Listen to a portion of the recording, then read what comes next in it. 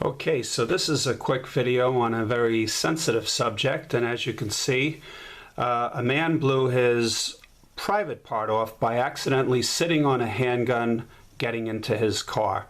And evidently a guy, I think he was in Florida, he literally shot off all of what God gave him in the manhood department because he put a gun that was loaded and cocked, as they say, and he shoved it into his waistband in his car. Now, it turns out it was an illegal gun. He wasn't a permit holder, blah, blah, blah. So he's going to be in trouble. Besides no longer being a man, he's going to be in trouble for having an illegal handgun. But, you know, it just brings me to the question. Over the years, people have commented of the way that I reholster a gun or holster a gun. So I figured this is a good time to talk about it, and I'll do a little demonstration, part 2 of this video. So, you know, number one, don't Mexican carry.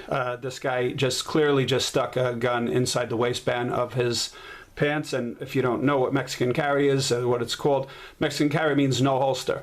So if you're able to afford a gun, you could afford a holster. There are holsters out there that are as cheap as $10, $20 on eBay and Amazon. So if you could buy the gun, buy the ammo, go to the range, you could certainly buy a holster. So don't cheap out on a holster. A lot of times I'll buy inexpensive holsters because they suit my needs, and then I buy expensive ones for other needs. But I have, you know, probably 4 or 5 holsters for every single gun that I got. Anyway, so this is a cringe-worthy story, and it's just an example that you should never stick a gun inside your waistband because you could lose something that you don't want to lose. All right, so we're going to go to part 2, and I'm going to show you how I reholster a gun when I'm carrying appendix style, so that I don't lose anything that is near and dear to me. All right, so see you on part 2. Thank you. Okay, so this is just part 2 of how not to shoot your privates off. So we just saw a story of a man who stuck a gun inside his waistband, and he used no holster, and he stuck it in the appendix style carry but without a holster. Sometimes that's called Mexican carry, and he shot off his most private of possessions. So we don't want to do that. Most importantly, I don't want to do that. So I'm going to show you how I've been carrying a gun inside the waistband and how I holster it and reupholster it, reholster it. Anyway, so we're starting off. All these guns are cleared that I'm about to show. Normally I always have live guns, but for the sake, we're not going to mess around. So let's say we have a gun and we're wearing it inside our waistband like such, and for whatever reason we need to draw our gun and we take our gun out.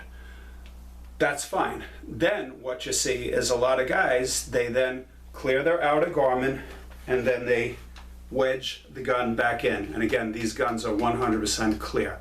They stick the gun back in. Now this one works kind of fine because this is pretty much of a stiff leather holster. It's similar to a Kydex holster, but the way I've been doing it and the way I was taught many years ago was once you draw your gun, which should be something that you do rather quickly, reholstering the gun doesn't have to be done quickly. So the way to reholster your gun is as follows. Very simple. Take the holster out, stick the whole gun back into the holster, and then put the whole thing back in your waistband. So now there was no chance of an accidental discharge because the trigger guard was covered. So that's giving an example of a holster that is a stiff holster, stiff leather holster. Now let's use one with a very soft holster and we'll still get the same effect. And again, all these guns are cleared because I don't want any problems. So you're out and about, everything's fine. You have your gun inside your holster. Some reason you need to draw your gun. There's a threat, a perceived threat, you draw your gun. You realize everything's fine.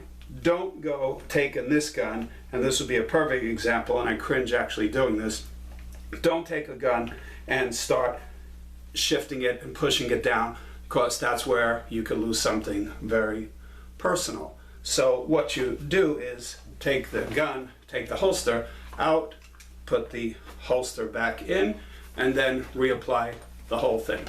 And some people will say they use Kydex holsters, and if that's your thing, more power to you.